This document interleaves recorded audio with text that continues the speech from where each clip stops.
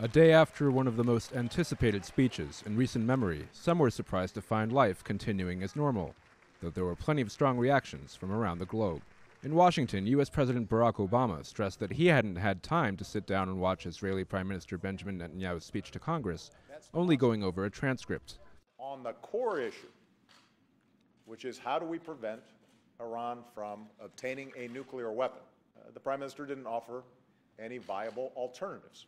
The Prime Minister, after landing back in Israel, responded, releasing the following statement. I presented a practical alternative which would impose tougher restrictions on Iran's nuclear program, extending Iran's breakout time by years. I also called on the P5+1 to insist on a deal that would link the lifting of those restrictions to Iran ceasing its sponsorship of terrorism around the world, its aggression against its neighbors, and its calls for Israel's destruction. I heard encouraging responses from both Democrats and Republicans. They understood that the current proposal would lead to a bad deal and that the alternative is a better deal. Happy Purim.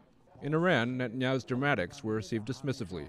This entire ordeal was performed in the Congress in the shape of a political show, which shows that the Congress of a great country, claiming to be managers of the world, has been hired by a fake regime. Back on Capitol Hill, there were those who thought Netanyahu had shown himself to be one of the great leaders of our time. The Prime Minister, again, is doing what I believe he needs to do as leader of the greatest country we have as an ally to the United States.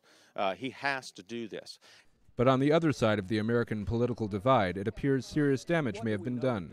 House Minority Leader Nancy Pelosi, a firm supporter of Israel, said she was near tears during Netanyahu's speech, adding that she was saddened by the insult to the intelligence of the United States.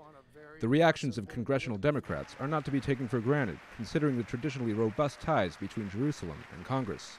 Overall, 57 Democrats marked their protest in absence Tuesday, though their seats were filled by substitutes. The Israeli election on March 17th will reveal if Washington and Jerusalem will have to endure 22 more months of the tense and volatile Netanyahu-Obama relationship. The United States can be a partner in that process.